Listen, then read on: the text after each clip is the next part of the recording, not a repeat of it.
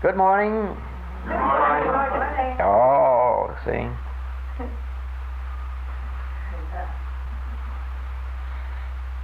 That is a greeting that goes out to our friends wherever they may be listening in.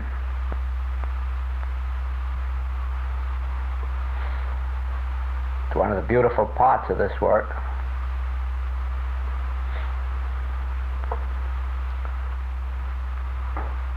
So many of our students are personally acquainted with each other, and those that aren't know this feeling of harmony, of unity that exists between all of us. And there is a specific reason why not only there can be, but why there must continue to be this harmony and this unity between students of the infinite way. First place, our relationship with each other is purely voluntary. Nobody is brought in by influence. Nobody is advertised for. Each one comes of their own accord, stays as long as they want, goes if or when they desire. And so we are free. Because we are free, we can love each other. If we were bound to each other by material ties of any nature, those material ties would soon begin to irk. It really doesn't make any difference whether we're bound together by ties of membership or blood or marriage. As long as the tie is a material one, it will irk.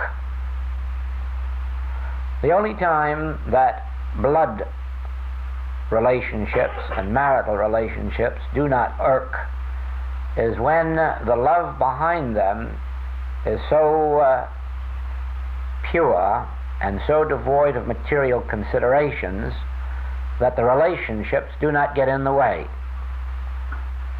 But without that, the material tie will prove to be a noose. Whereas when we are free to have only a spiritual relationship, one based on love, then whatever we are to each other is an outflowing from the heart. Now, this is an important point in our unfoldment because it exemplifies a very deep principle of life, one that must be carried out beyond the borders of our interest in the infinite way as a study or way of life. You see, this is a community matter, a national and finally an international matter, that relationships based on free will, on love, can be lasting, can be peaceful, can be mutually beneficial. Whereas those based on any form of material tie must eventually be broken. We speak in these days of peace on earth because peace has been so absent from the scene. And peace on earth can be established by us in our own relationships, and then finally revealed nationally and internationally. Now watch this principle in operation. When your relationship, let us begin it in this room, when our relationship with each other is completely free of any desire to get, have, or possess anything that the other has, when we can meet in a room like this, each one consciously aware of his union with God, so that each one knows that he can turn to the Father within for the meeting of every so-called human need, then our relationship can be absolutely pure. But the very moment that one of us looks out to another with a thought of getting or receiving or deserving or earning, even such a belief that the laborer is worthy of his hire, even that is enough to interfere with the spiritual relationship. A spiritual relationship is a giving one, a sharing one, a cooperative one, but always not for any reason. It is like giving gifts to one's children, or to husbands or wives or brothers and sisters, not for any return, not for any reason, not because they earned it or deserved it, just for the experience of expressing love. So it is that when our relationship to each other is based not on what we deserve of each other, not what we earn from each other, but what it lies within our heart to give or share with each other, and that doesn't merely mean money. Money is the least of these things. It means in all of the courtesies of life, the cooperations of life,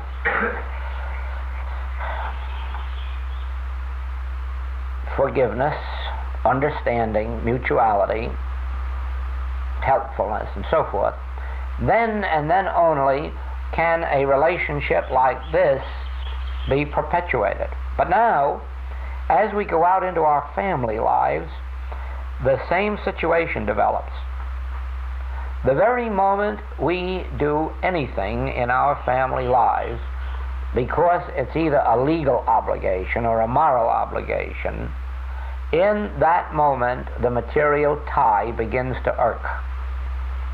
It is only when whatever we do is a pure gift of the Spirit, a pure offering of ourselves, without any sense of whether it's demanded of us, expected of us, whether it's been earned or deserved, then only is the relationship one of a pure love. The same is true in employment. There is no possibility of satisfactory employment unless the employer and the employee recognize that no human rights are involved. That it's not a question of deserving, earning. It's not a matter of what the law demands or even what moral sense demands. It means only what is the free outpouring of love. And you say that might be a difficult thing in business, but it isn't. It really isn't. It is undoubtedly in these larger industries that are controlled by unions, where you daren't even be good if it means being good, where goodness is called for. In other words, no human relationship or divine may come into the relationship of most corporation and union relationships, for the simple reason that it isn't tolerated, and no experiences to show that all that is demanded is a fulfilling of the letter of the law, and when one would go beyond that, there is a suspicion, and sometimes a strike takes place, as took place in the city of New York, when one man was retiring from business, and one of his men, who had been with him 35 years, had worked his way up to being not only the assistant, but actually ran the business. When the man sold the business, he presented this man with a check for $5,000 out of the proceeds of the sale, and the help were called out on strike. And the case went to court, and the court finally decided that the employer was in the wrong. He had no right to give his good employee $5,000, not unless he were willing to give it to every employee in the place. But if he weren't, then nobody could get it. Now, that's what I mean by the fact that it may be difficult in that kind of an atmosphere to let oneself go. And even then, probably ways could be found. But aside from such things, the individual is concerned mostly with the outpouring of himself or the Spirit through him. And of course, always this is the major point, without any thought of the return, without any thought of deserving, earning, being worthy of. Eventually, that will be the relationship established on earth. Because if it can be successfully experienced by the smallest group on earth, it can be experienced worldwide when the principle behind it is made evident. Now, the principle behind it is the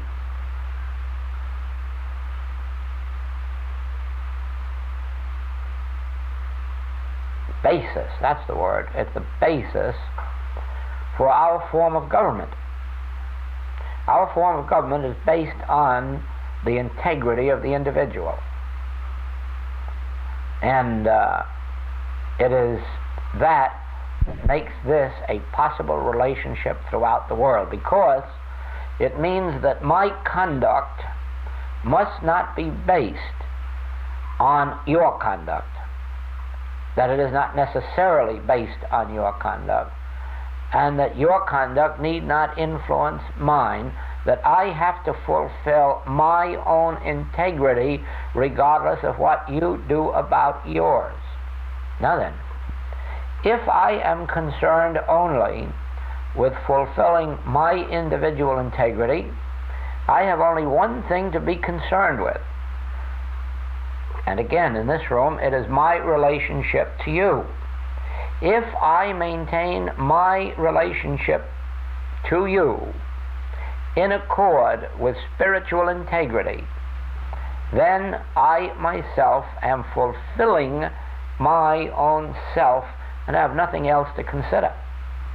That means then that because of the individual integrity, I will, to the highest extent of my ability, fulfill myself on that level.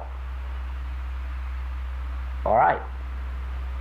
You out here can do as you please toward me, but I must maintain myself not to fulfill what you're doing, but to fulfill my highest sense of spiritual right. But then that begins to apply in this room, because your conduct toward me is not based on my conduct toward you. You have no right to take into consideration what my conduct is. You have only to take into consideration what your sense of integrity is to yourself, so that you fulfill your own sense of integrity regardless of how much I may deserve it or not deserve it. Because any lack of integrity on my part brings about its own punishment within me. Why should you let it bring it about within you by acting in accord with my lack of integrity? Then we come to each other and we find the same thing, that we each are acting. Now watch this, I'm not saying should. I'm saying that in this room we are. Each one in this room is acting toward the other in accord with their own highest sense of integrity, because no demands are made upon them, nothing is expected of them. So everything is flowing out in this room to each other through a free will, or a pure love that seeks no return. That can be carried out into every relationship of life. As a matter of fact, ultimately it must. And that brings us to this subject, which was begun in Honolulu about a year ago, and which I stopped at that time after it was given because of the reaction that I observed.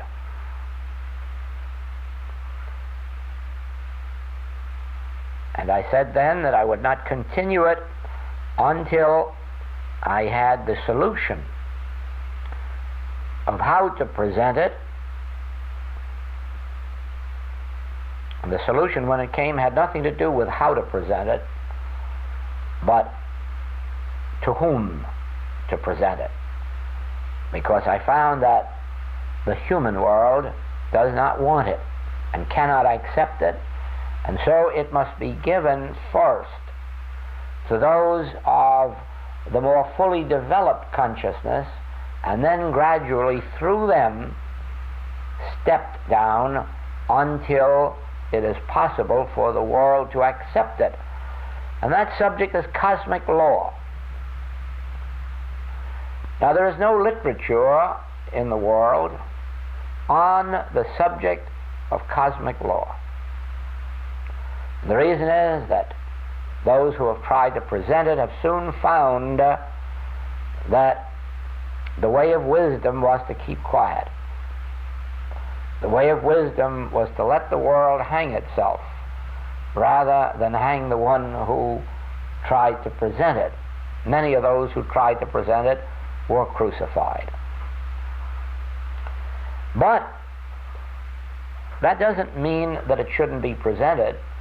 It means that it should be presented in accord with divine wisdom. And then the Master gave it to us in being pure, but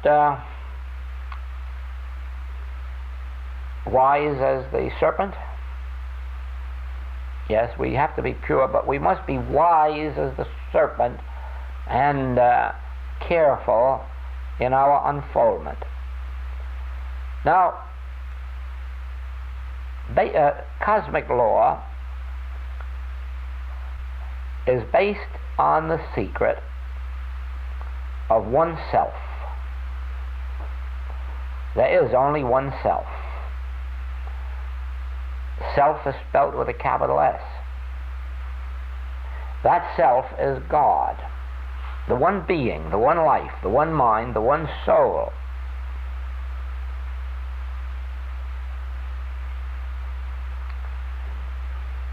As we look about this room, we are seeing that self infinitely expressing itself as children of God, as offspring of the One. But in just the same way that if we had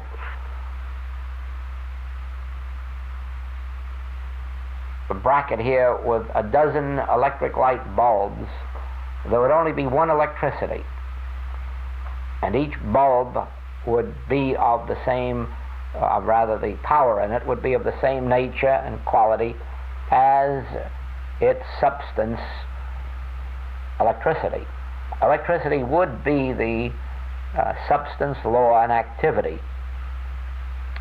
That would be true if there were a million bulbs. Electricity still would be the same. And it would be the same in every case. The electricity manifested or expressed in each bulb would be the same one electricity. And so the life that is expressed in this room, even by a couple of dozen people, is the one life. And the intelligence that is in this room is the one intelligence. We show forth varying degrees of it, just like the different size electric light bulbs show forth different degrees of electricity.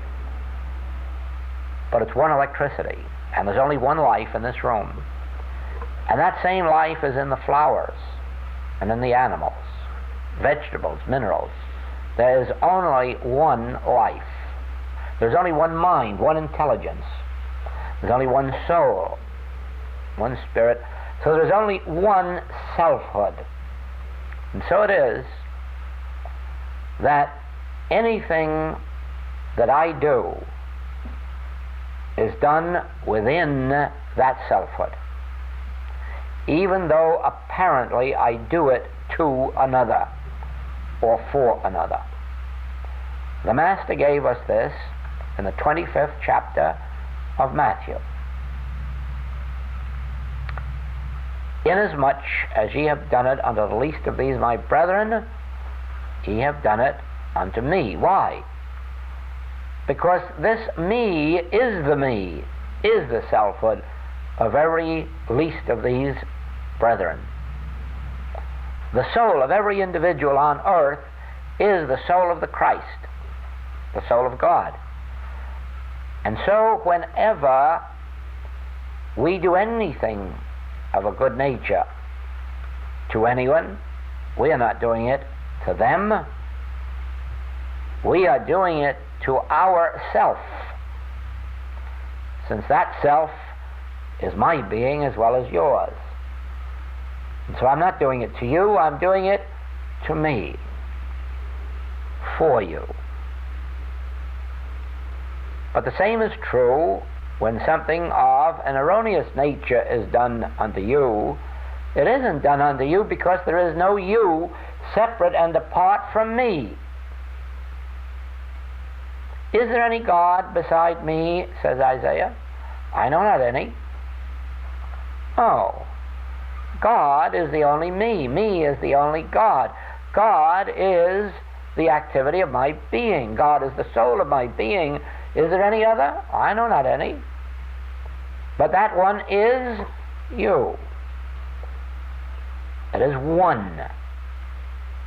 So in that oneness, then, is it any wonder that the Master reveals we are not to do our benevolences publicly, to be seen of men, to get credit for it? Because we're not doing it for you. We're not doing it for the other fellow. We are doing it for ourself.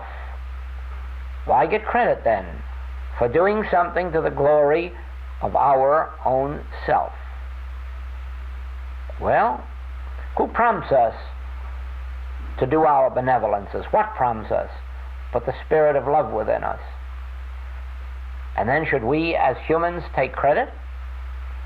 No. We are setting up then a selfhood apart from that self to be glorified. Is that clear? Isn't it clear that if any one of us want credit for what we're doing, we're asking for credit for a selfhood apart from God, since God needs no credit? Now, and if we want to glorify God, we would do it anonymously and let God have the credit. But you see, it works the other way. The very moment that we do evil to another, it isn't to them, it is unto the self, myself. And it isn't necessary for the law to find it out. It isn't necessary for man to find it out in order for us to be punished. The punishment comes from the deed within ourselves, because we set up a friction by setting up a selfhood apart from that self. The moment we have thought we've done harm to another, we have set up another to do the harm to. We've set up a selfhood apart from God. Whereas, supposing we could accept this revelation of cosmic law and say, true, there is but one self, and then go out and do injury to someone knowing that we are doing it to ourselves, could it be done? No. No, it couldn't be done. Now,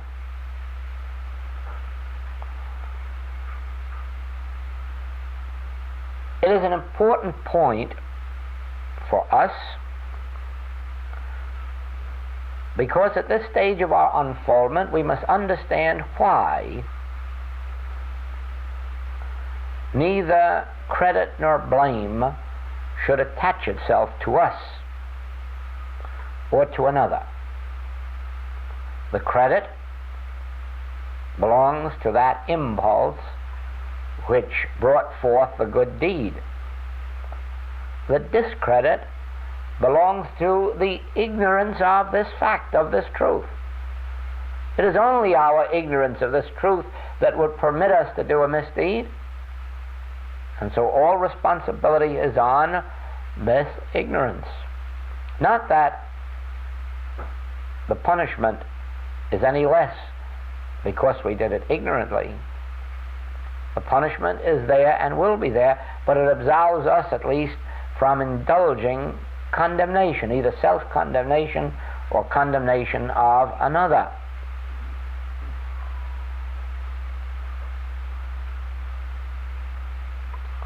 Why does the world, each time that this is offered to it, refute it and refuse it?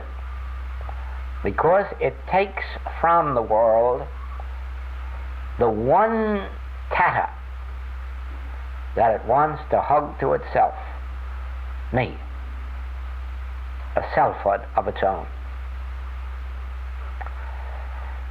You see, it's a difficult thing to give up the credit for being spiritual or being good or being honest or being bright or being strong or being fair or being just or being benevolent.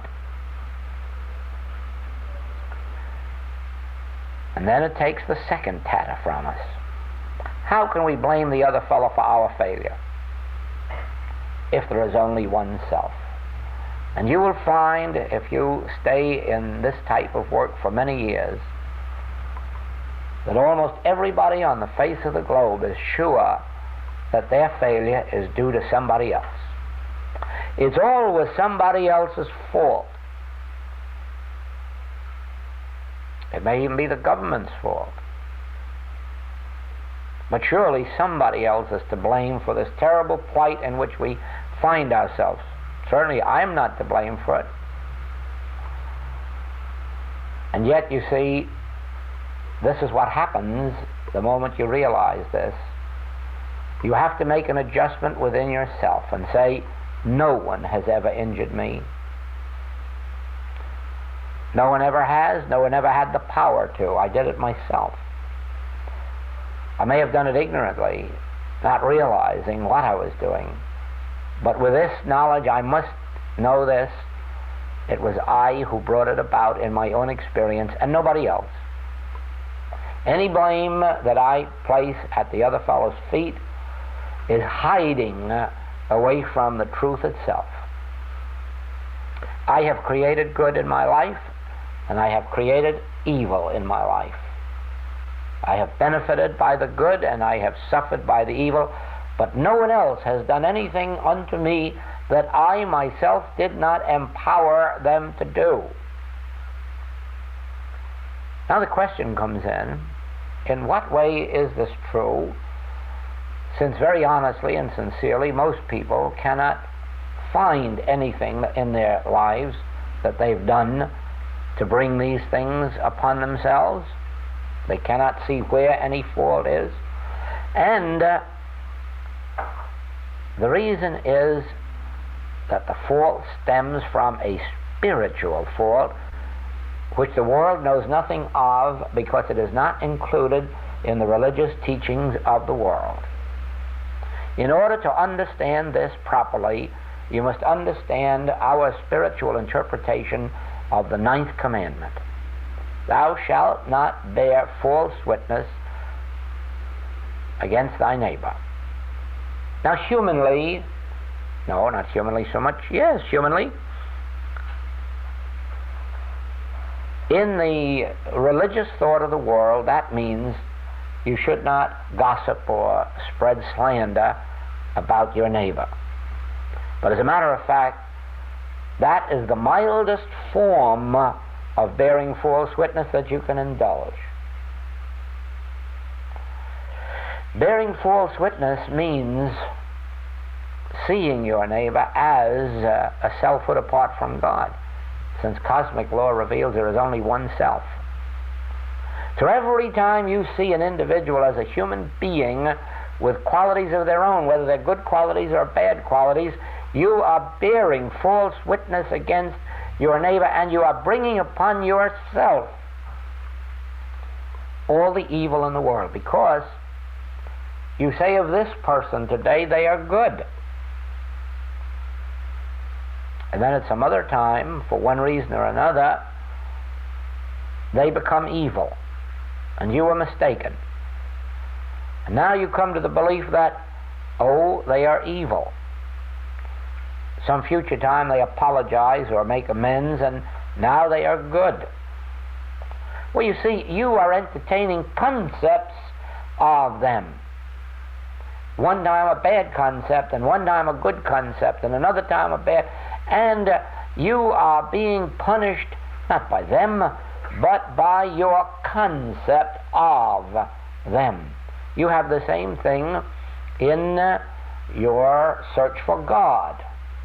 No one is ever going to find God until they are stripped right down to the very last synonym for God and come to the acknowledgement that anything that I think of God isn't true. No matter how good it isn't true. There is no such thing as a thought about God or a concept of God that is true, because a concept remains a concept. Now then, whatever I am. But whatever you think I am is your concept of me, and you are temporarily being benefited or not benefited by that concept. If you say, oh, here is an honest man, and you let the mental barriers down, you may let him down to come into your house to steal tomorrow. Then you say, oh, but I thought he was good. Thinking had nothing to do with it. You were not acting toward him in accord with himself, but in accord with your concept of him.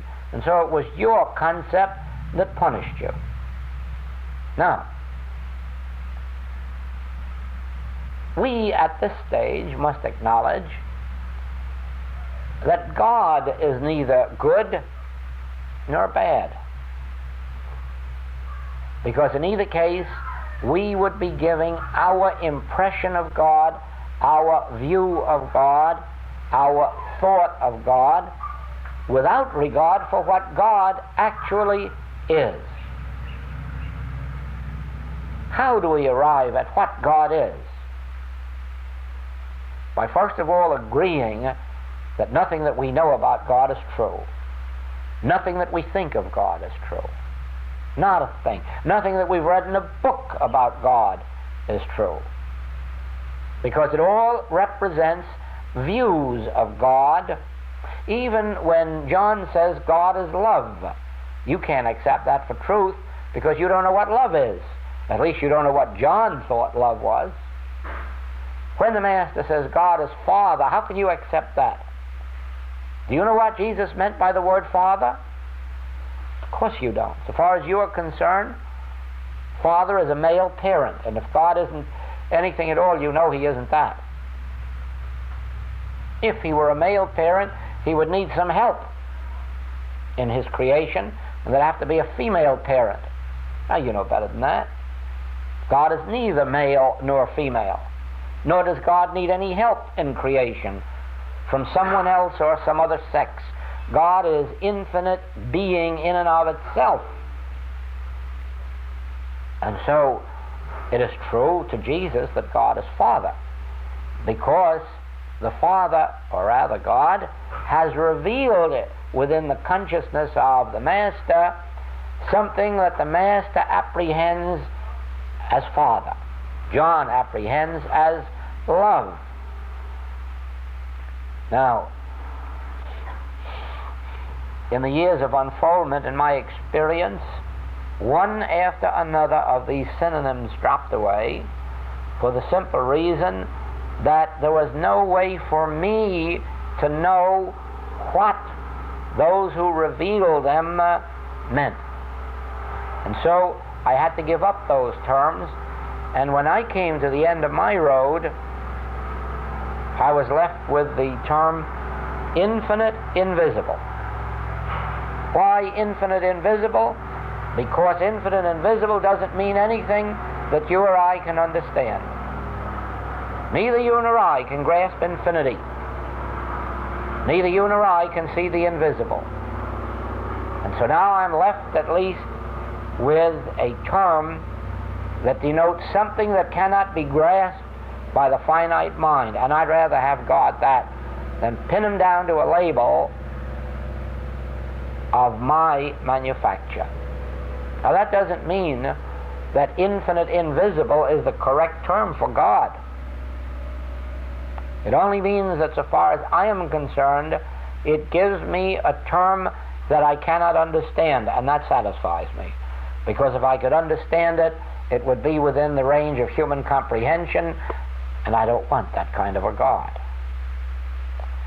With you, it will be something else. Now, in the working out of this, it brought forth another great truth. That I did not know you. I did not know man. I did not know my patients. And that was a difficult thing because I was supposed to be helping them, healing them, teaching them, saving them. And yet I didn't even know them, because what I see of you isn't you. What I see of you is body. And not even body. Again, just a concept of body. Because this one comes along and says, you are beautiful, and the other one says, I think you are very plain and ordinary. And somebody else, by their standards, may say you are very ugly. And so I'm not even seeing you as body. Again, I am entertaining in thought a concept of what I am beholding. Are you tall? Are you short? That all depends with what measuring stick you are viewing the situation. Now, that drove me back into the withinness until also I arrived through meditation and communion at the realization that the one self can only express itself in terms of its own quality, character, and nature. And therefore, what you are is what God is. What God is what you are. And so I learned that the healing principle, and this is true whether it's healing of the mind or body or purse, the healing principle is in the realization of this truth that God is in his heaven, all is well with the world. In other words, whatever God is, the offspring of God is.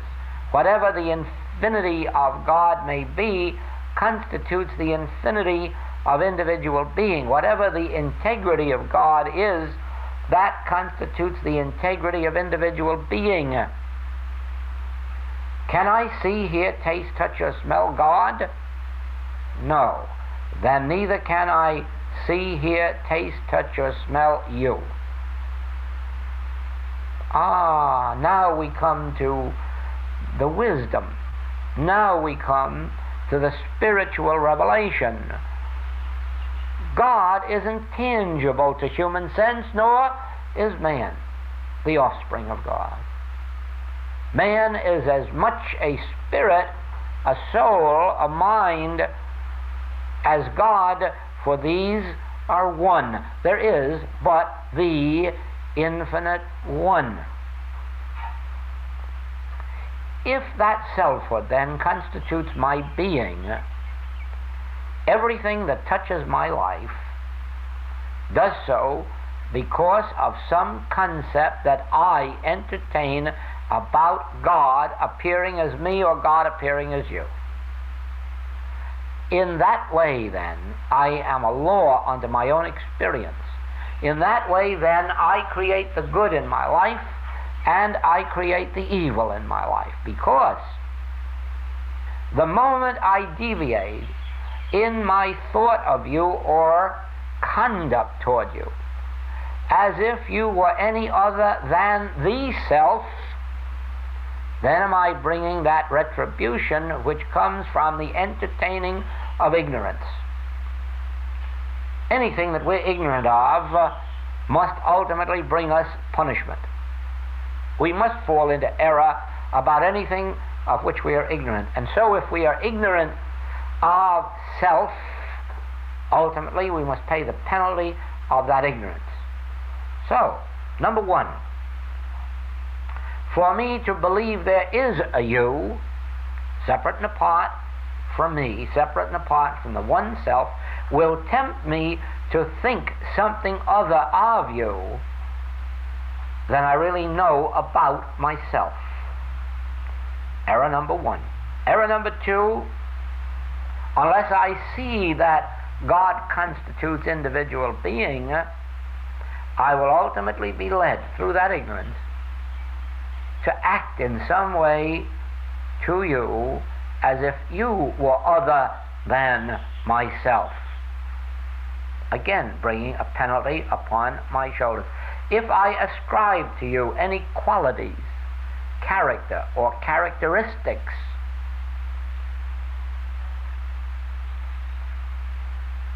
which are not a part of the Godhead, I am thereby declaring a selfhood apart from God and setting up my own retribution.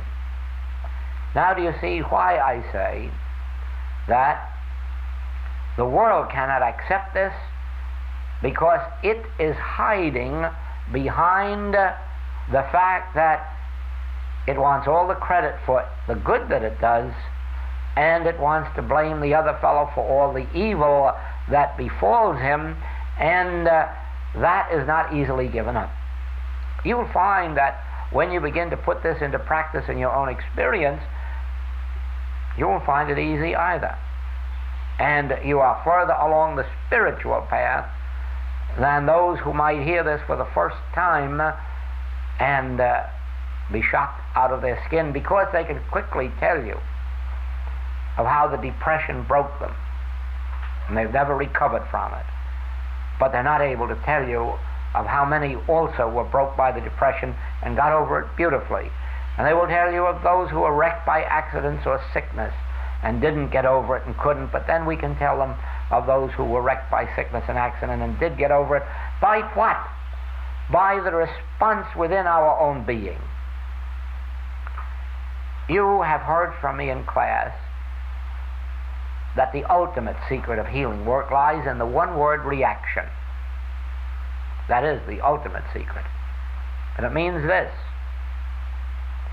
that when you do not react to the appearances, when you have no desire within you at all to heal, change, or correct, but are perfectly willing to let all of these appearances hit up against your consciousness and be dissolved, then you will be at the top point of healing power. In other words, when you can say to Pilate, "Thou couldst have no power over me unless it came from the Father." When you can say to cancer, consumption, and polio, "Thou couldst have no power in this world unless somebody were foolish enough to give it to you, since all the power there is in the world is in and of God." When your reaction is that, then are you doing the ultimate in healing work? But that brings us right back to the one self again. The moment you can look upon any person or circumstance and say, "You cannot be a law unto me," why? Because there is no you. There is only the one selfhood we call God, whether it looks like you out there or looks like me, whether it's male or female, whether it's Brown, Jones, Smith, or Goldsmith. It is the one selfhood, and that one selfhood contains nothing destructive to itself. Therefore, there is no destructive influence in heaven, on earth, or in hell, nor in person, place, or thing. Now,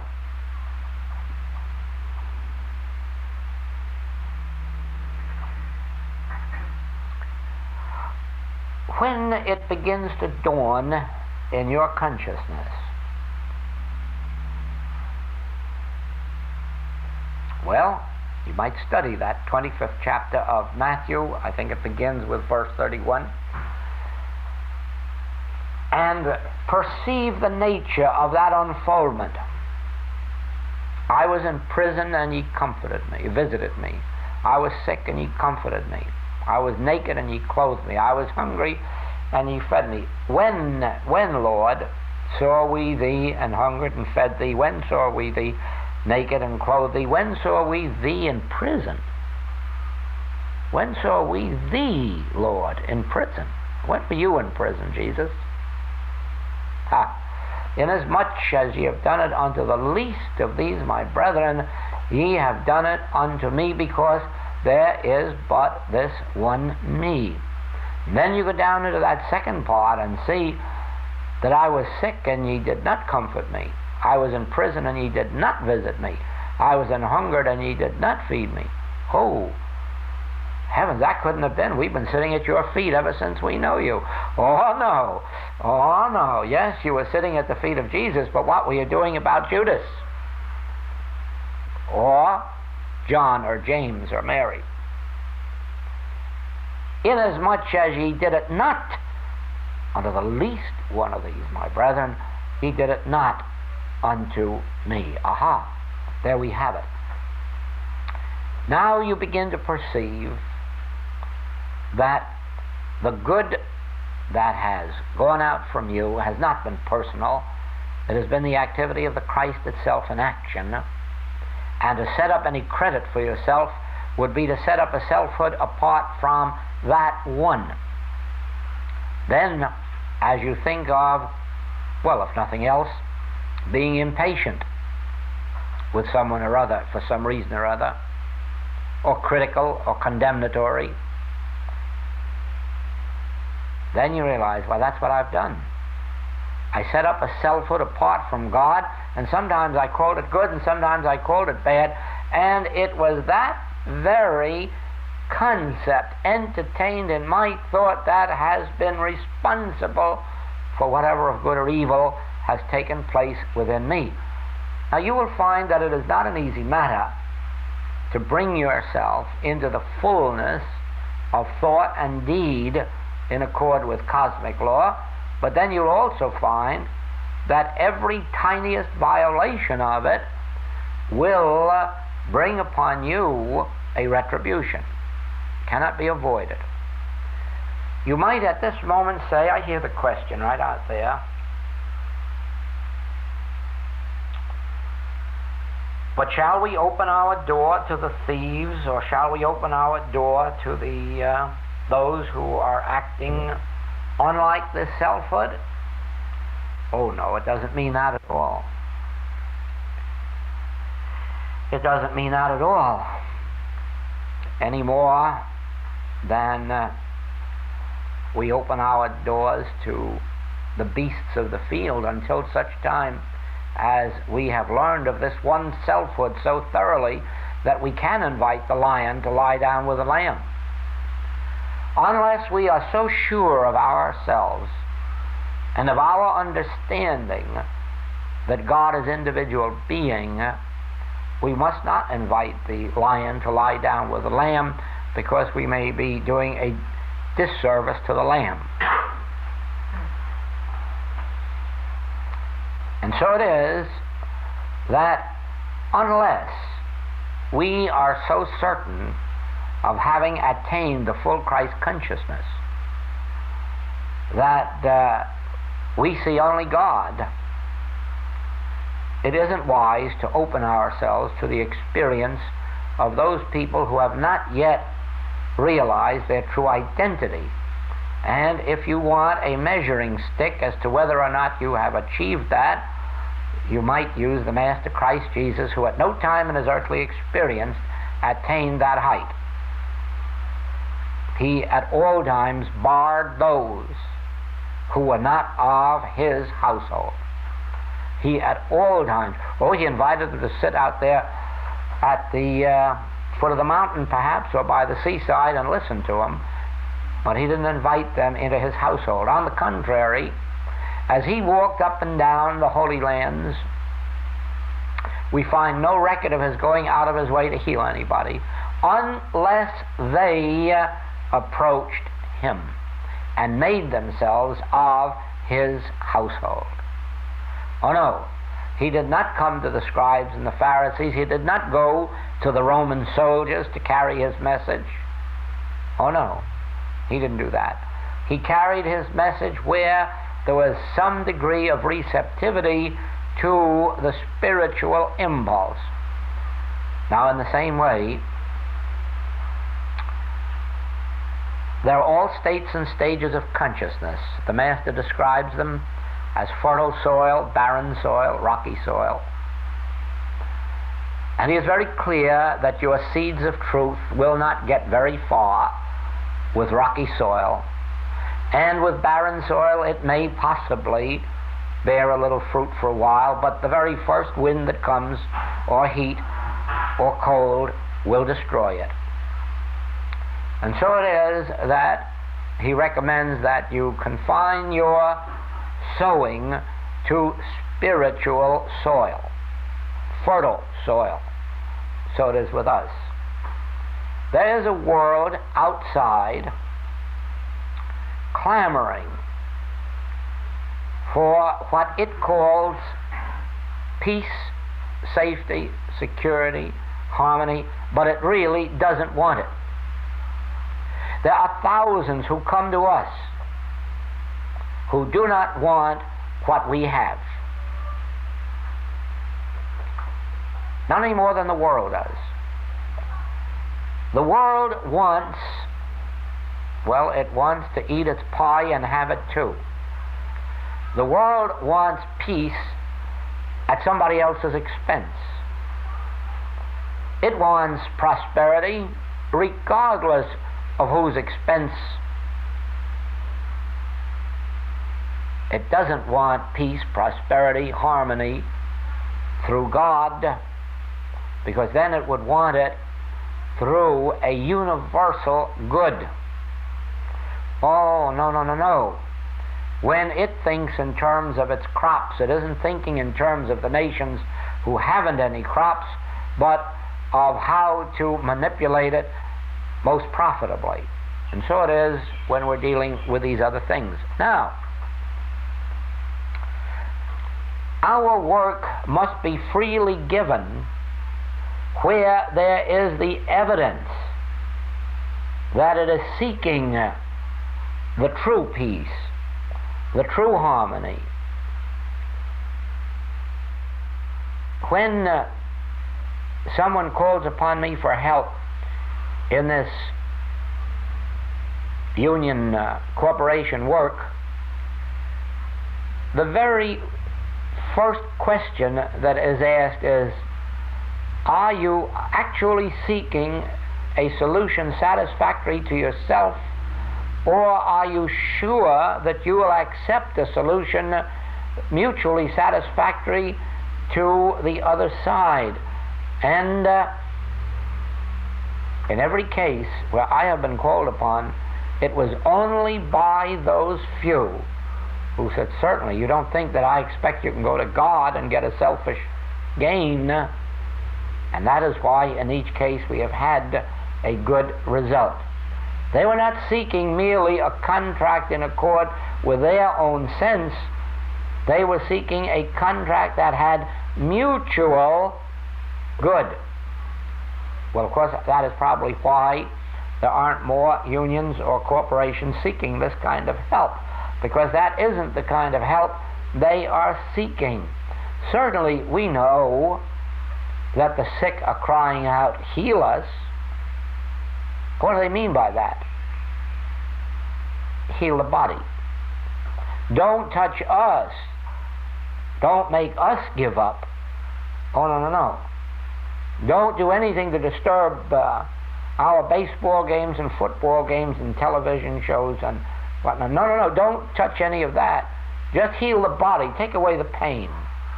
Give us more time for pleasure. That is why this work is not Never was, even under the Master, a universal work.